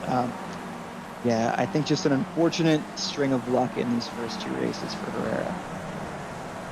2 drivers that we haven't talked too much about here, battling for P16, Jeff Torbeck and Jason Berkheimer. And they've also been going side to side sometimes. Jeff is right now holding onto that P16. Jason is just closing the gap. Jeff appears to pull out a little bit of more of a gap here on this back section, on this long straight here. We're seeing it happen again. But then on the front section, Jason closes it back up again and actually achieves overlap. And nothing against Jason Berkheimer, but speaking of paint schemes that are going to add a tenth or 2 to your lap times there, Jeff Torbeck running a absolute fire scheme. Love that. From that's not biased at all. It's not biased. I love Jason Berkheimer. I hope he wins, but holy cow, man. I love that blue, white, and yellow. Anyway, let's actually peels off to go into the pits. Try to undercut Torbeck here at the end with that second stop. Great battle still brewing with Jeff Snavely leading Carl Dronke and Michael Howenick for P4. This battle raging. Holy cow, man. This is going to be... At this point, unless something crazy happens in the pit stops, you got to imagine that these 3 drivers are going to be battling for position here at the end of the night, and I'm here for it. Very skilled drivers, and I can't even imagine who's going to win this battle here, because any one of them, I think the odds are even on any 3 of these drivers. All very skilled. Love to watch them race. Yeah, so based on the stationary time, it looks like maybe Snavely was able to take a little bit less fuel in that first stop, but now he's leading that pack. So again, not having the benefit of draft, I would kind of expect Carl or Michael to come out in front, as Carl actually dives into the pits now for his Hey, there you go. Holy cow, yeah. We'll see where he comes out. Howenick able Scott to stay Bell. Scott Bell, Justin Rebello in their own individual battles. And it looks like Justin Rebello is going to actually make up quite a bit of time on Scott Bell, going through the narrow S's there of pit road entry. Look at that. He was actually quite a bit behind Scott Bell. It's a very aggressive entry. I don't know if you guys remember this, but Seb Vettel making some overtakes on pit entry back in his Red Bull days. Kind of reminds me of that. Just super, super aggressive getting in there. He's like, you know what? I'm sending it. It's a corner on the track, and I don't need the pit limiter on yet. Let's go, boys. So really, really good to see. Trying to make up every bit of time on every bit of track that we can. The competitive nature of racing. Good to see. Another driver we haven't talked too much about is Jason Green, and Jason has been on track pretty much on his own, but now with Scott Bell having pitted, Jason has Scott in his sights, and it'll give Jason maybe the draft partner that he needs in order to make up some time. Jason running in P18 right now. And Jason, a newer addition. I will say there's a learning curve here for how fueling works in the skippies. A lot of other cars, you can just set it to a very specific number. That's the number you need to get to the end of the race. For the skippies, you have to cut the fuel off manually or have a tool that helps you out with that. And so we'll see if that second pit stop is on the mark or maybe a little bit longer. I know for a while some guys will end up filling up that second stop until they kind of figure out the tricks here. So we'll see how that goes for Green. But it is good to see him lapping there and kind of hanging on to the back of Scott Bell. Scott Bell, a known fast driver, so it's always nice to see new guys hanging in there pace-wise.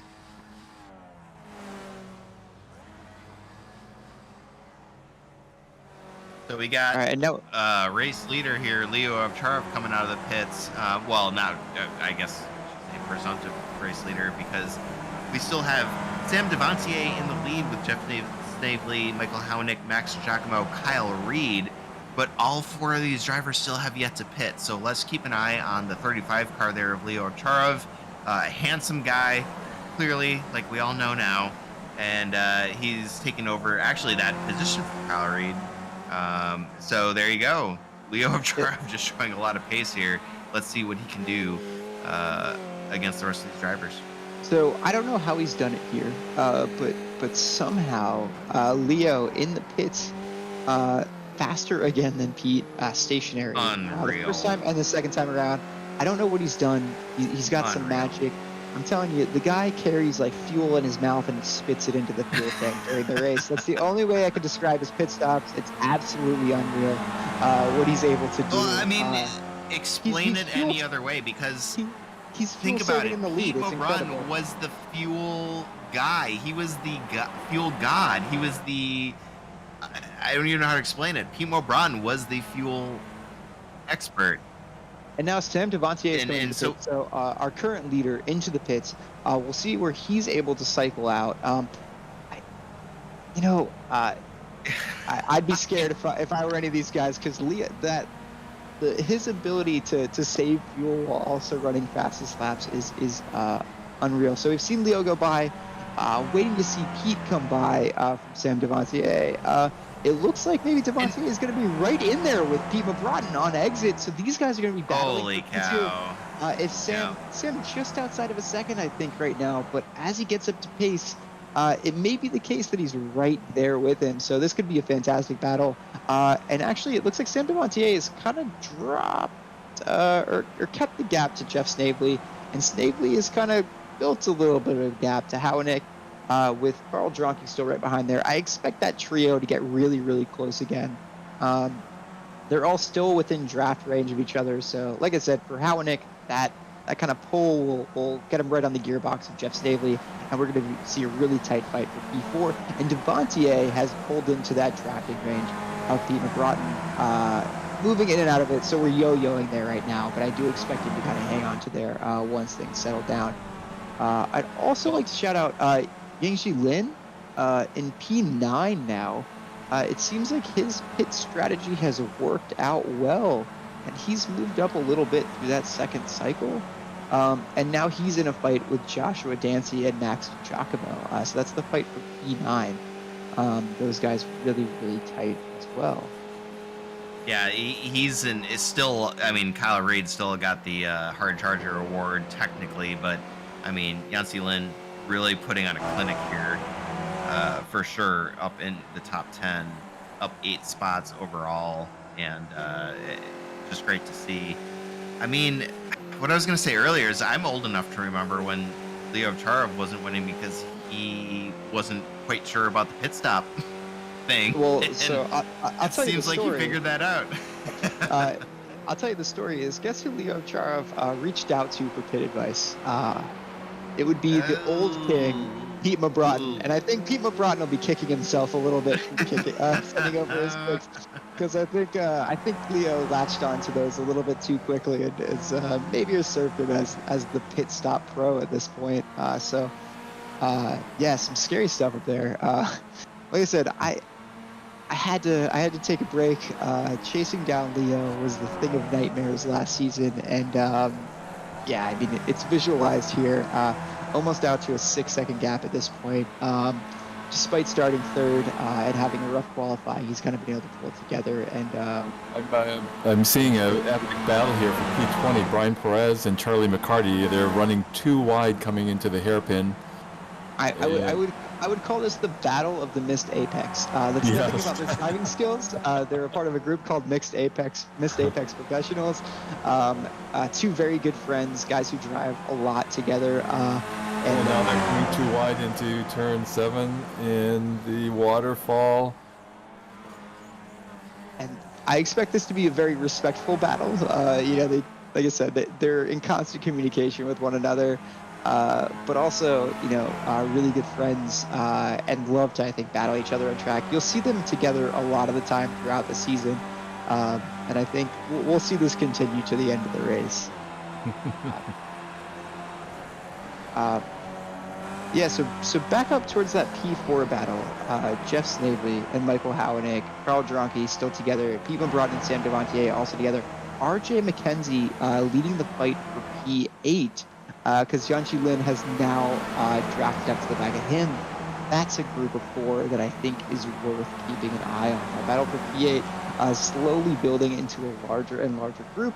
And let's not forget, Scott Bell is hanging off the back of them a little ways back right now. But Scott Bell cannot be counted out. He's always... Lin, in fact, is making a pass attempt on RJ McKenzie. Has achieved overlap, but decides to back up before coming to the waterfall. Yeah, so a really measured approach heading into the waterfall section. That's the trickiest part of this track, to go too wide. A lot of blind downhill, trying to spot curbs. Very, very difficult, so a really smart approach from Lynn. But he did hear us shouting out Kyle Reed for still having the hard charge award. Oh, and RJ McKenzie pulls over what and happened? leaves the position. Altogether, he's fallen off that group immediately. I don't know if he's damaged himself. But hold on. Oh, he doesn't have enough fuel. RJ All right, McKenzie out of fuel. I'm hearing the chat. Yep. So, all right, I did call that earlier. That it did seem like the strategy call was a little bit too early. He's let that group go by, essentially not to interrupt their race, knowing that he didn't have enough fuel. So a really, really sportsmanlike move from RJ McKenzie.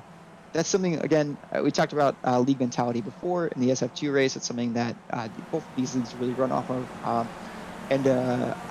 Right now, I got to give our Sportsmanship Award to RJ McKenzie, because that's a really, really classy move to let those guys go by once he realized that he didn't have the fuel to make it to the end. This reminds me of a coaching question I've been meaning to ask you, because it happened actually today. I tried, because of my spins, to undercut just to make something happen, and I find it challenging to do that or to play around with fueling strategy when you have a long lap like this. It's what, 2.5 miles or 2.4 miles, and so if you get it wrong a little bit, it feels dangerous, like you might run out, just like RJ did, just before you can get back to the pits. Yeah, I think the best thing, especially in a 2-stop race, is to always give yourself a lap buffer. Essentially, your refueling tools, your calculators will always tell you, now the pit window is open. And the safest thing to do is wait at least a lap after that pit window opens before you go again. Because if you come in for that second stop and you've pitted right on the edge of that first one, and now it's going to extend a lap, well, you've already eaten that lap earlier on. So kind of giving yourself a lap buffer in that first stop, in my opinion, is always the way to go. I'll have to adjust, because I haven't liked to do that, because of course that lap buffer more time on a long track like this. And I'm getting rid of the battle for P2 between Pete McBroughton and Sam Devontae is heating up. Devontae all over the back of Pete McBroughton, challenging him all throughout the track. These guys both very, very quick. Something that gets run quite a bit. Times that doesn't really work for the U.S., but does work for Australia and does work for Europe. Is something called SNL. It's a public race. It's what's called like the SOF race. So it's when all the really high rating drivers come out. Sam Devontier has won multiple of those races. Very very quick driver, and he's hard. He's gonna be hard to hold off the rest of this race. I think this battle is gonna rage on. So now I'm seeing that Scott Bell, Justin Rebello. Scott Bell and Justin Rebello no, Scott Bell. going side by side. Oh, you hate to see it. Like I said, I'm Team Bell. I've raced with Scott a lot.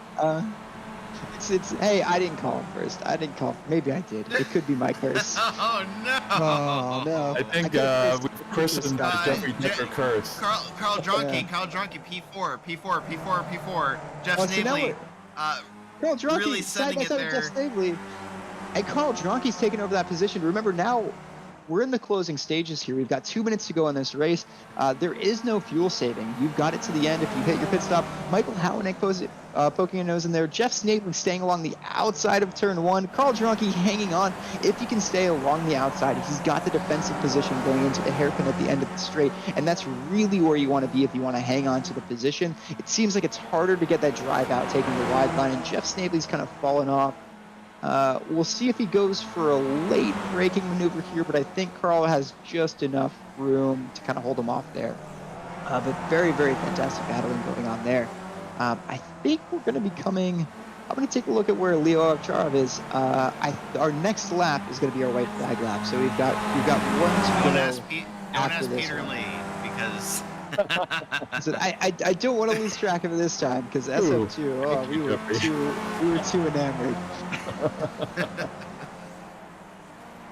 So yeah, back at position number 9, Max Giacomo and Yanji Lin are in an epic battle again. Lin now up 9 spots, but Kyle Reed matching him and getting another spot, and now he's up 13 spots over Scott Bell, just leading Scott Bell in his battle for P12.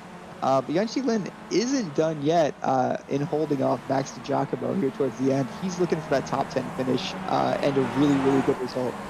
Leo Offrock just receiving the white flag, so all racers are on their last laps now. here we go. And now Carl Drunke under a lot of pressure up there in P4. That one's going to come to the wire. I don't even know where to put my attention right now. I think I'm going to look back at Pete McBroughton and Sam Devontier. Sam Devontier. Well, right yeah, there you go. They're both in the podium positions, remember. But as a racer at SF2, you want. Sam gonna take it. He's going for it along the outside of the hairpin at the back of that set, like uphill straight. Oh, and he gets a little bit too close turning in. That's going to give Pete a little bit of separation. Oh boy, but yeah, this is the thing. You're in a podium position. You're in a great finishing position, and the racer in you is telling you, "I need that P2," and that's what we're seeing right now between these two guys. We're going to see the same thing, I think, further back in the fight for P4. Although Carl Drunke does have a little bit of a gap right now. Michael Howanick goes for it. Jeff Snavely, but these guys are fighting all over the grid. We're seeing the same thing we did in SF2. We're coming to the line, coming to the end of the race. Sam Devontier having another look through this rapid SS section. He gets along the inside, going in through these last set of corners. Pete able to hold on, just carry a little bit more momentum around the outside. Can Sam maybe get a nose in right here at the end? He has a look, but he can't quite get there, and I think Pete's going to bring this one over the line to take the win. Carl Drunke, it looks like, is able to hold off Jeff Snavely despite some looks there. Michael Howanick a little bit behind them. Yanji Lin actually closing up to Joshua Dancy, not yet done with his charge, although I think he's going to just run out of time. Kyle Reed and Scott Bell is actually the close fight on track right now. Scott Bell just on the gearbox of Kyle Reed. Also not going to be able to get there. Let's jump back a little bit further to the fight for P16. P16. Jeff Torbeck leading Jason Berkheimer with Ray Bartnikowski trying to go around the outside of Berkheimer. He gets alongside it, and they're going to go side by side in the final corner. I think Ray Bartnikowski is going to do it as they come to the line. He's got him. Final corner pass by Ray Bartnikowski, and a fantastic move to close out the race. Oh, man. I am exhausted, guys. I don't know about you. What a race! What a great track for these. What a track! level 100 Why rails do we inside. not? Why does the Skip Barber Formula 2000 not go to Skip Barber Motorsports Park more often? Oh And I think- my goodness, this was fantastic. I think we're starting to see a little bit of the dog pile. So as we have with SF2, there's a traditional parade lap. SF1, guys are fueling a little bit more tightly, and they're out of fuel basically as they cross the line. So a lot of guys send it into whatever turn 1 is, and get a little bit of crash and dog pile going on there. But yeah, fantastic racing. You got to say, hat off to Leo Charov. Maybe the qualifying didn't go according to plan, but I'd say the race sure did. Also, really, really great race from Pete Mabrot and Sam Devantier, bringing it to the line in a really tight battle to finish out the podium positions. Carl Dronke, Jeff Snavely rounding out the top 5 with Michael Hownick right with them. And then Alex Olton, Joshua Dancy, Yunji Lin up 8 spots, and then Max Giacomo finally to round out the top 10. Kyle Reed with a hard charger in P12. With 13 spots gained. Aaron Law also gained 8 spots in P15. There's just so much to talk about here, guys. I'm going to shut up for a little while. No, I want you to talk more because we got Sam Devantier in the booth here who held off the charging Carl Dronke here for the final podium spot. Sam Devantier, man, holy cow. I don't even know what to ask you. It was just an amazing race. Like, talk to us about what you saw. Well, I tried to undercut and start the first pit stop. That didn't really pay well. So then I had to fight my way through the field. And I think it was that second pit stop. I was like, you know what, time, just go now, pit now. And then I saw Pete from like, oh, this is played up perfectly. Like, they're like 4 seconds behind, played perfectly. And then, yeah, me and Pete, we're like door to door. It was pretty intense, not gonna lie. Yeah, I'd say you're fighting with a 2-time champion there, Pete Mabrot, and so I'd say well done. He's a difficult guy to pass, but you definitely got some good looks in there. I'd say this is last week you did pretty well. I'd say getting the podium this week probably puts you in a good position to start thinking about finding your first win here in SNS. What do you think? I'm gonna say that's a bit early. Like, All right. I don't know. I don't know yet. I don't know about that yet. Let's be honest. I generally don't know. I'm stoked with my first podium. I'm happy with that. Congrats. Yeah, I'm happy. Oh yeah. I think we're hearing a familiar voice in here now too. Yeah, but big congrats, Sam. I think that P3 outstanding. Really good way to get going in this championship for the second race of the season. Yeah, I guess I don't know if we talked to you last week, but what are the ambitions for this season? What are the ambitions? Probably a top 5 goal in the championship. I think that's my main goal. I think. I like it. I think you could get there. Yeah, I think I can. I gave this shout out. You got those SNL wins. SNS is a little bit of a different beast, but great to see you up there, man. Yeah, thank you, Jeffrey. I miss you a lot, by the way, SNL. Aww. Hey man, I haven't touched the Skippy all season. I think you're gonna have to miss me a little bit more. Oh, god damn it. Yeah. Well, hey, Sam, man, that was fantastic.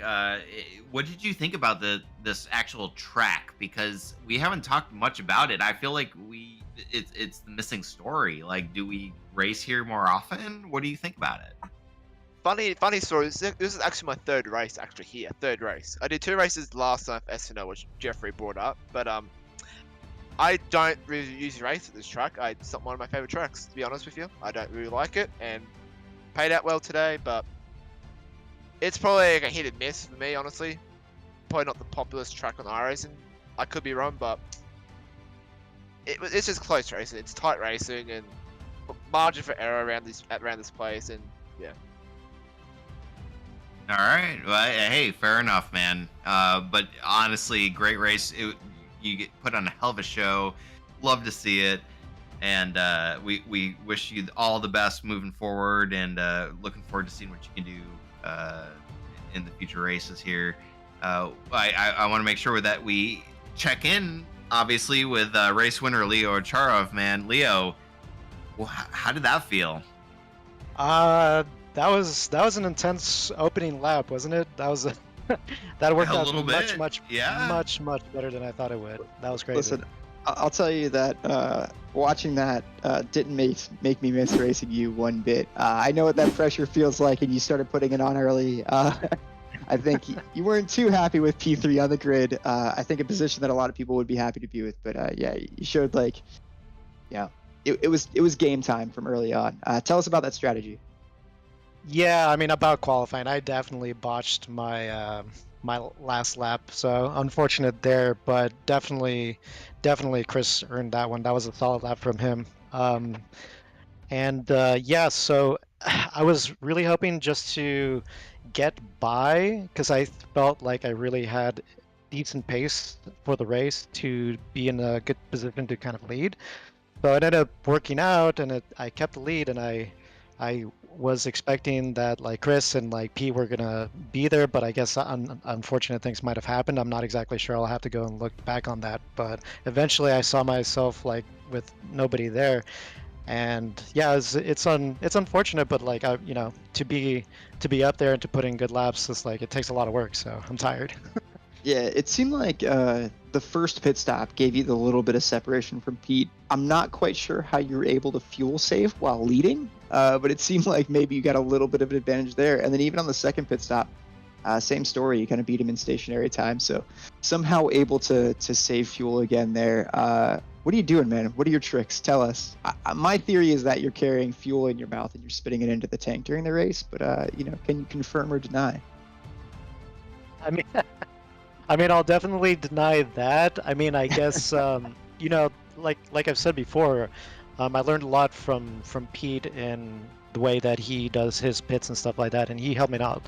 He helped me out a great deal with working on that couple not last season, but the season before. So I really owe like a lot of thanks to Pete for helping me out with that. And ever since then, I just kind of just kept on working at it, trying to increase my mid-max on the entries and nailing my pit boxes and looking for markers to brake at the exact time when I need to brake, things like that. So you know, I just kept working on it, and it seems like it's been paying dividends. I would say so. Well, yeah, man. I mean, congratulations again. I think 2 wins to start the season. I think your ambition is probably for the championship then, no? Yes, I would definitely like to try my hand at the championship this season again. Well, I'd say it's a good start. Chris, you have any questions for? No, man. Leo. I just gotta say, like, Leo, man, congratulations. Really well executed. Hunk of man me right there, Leo Archarov. Really looking forward to seeing what he can do for the rest of the season. I want to make sure that we include Kyle Reed, though. Our hard charger of the evening, up 13 spots, ended up in a top 12 position here. Kyle, talk to us about your race. It was just so fun. I don't know. I got really lucky. I didn't get caught up in any of the incidents or anything, and just had a great clean race. It was really fun. Had a great time racing everyone there. Very good, man. Talk to us about what you thought about Skip Barber Motorsports Park. I think it's one of my favorite tracks. I don't know. I have a lot of favorite tracks, but I don't know. It doesn't have a lot of places where you can make like proper passes. I feel like it's a lot harder to race side by side here, and you don't see a whole lot of like side by side racing. But at the same time, like you can still make passes at just a couple strategic places, and I don't know. There is enough break between the straights where you can get a little bit of a gap, kind of, but it's really tough to do. People can stick with you even if they're slower, as I've done as the slower car in a lot of races, like where I can stick with faster guys. But I think it's fantastic. I think it's one of my favorite ones for sure. Yeah, I mean, it looked like it agreed with you tonight. I'd say that.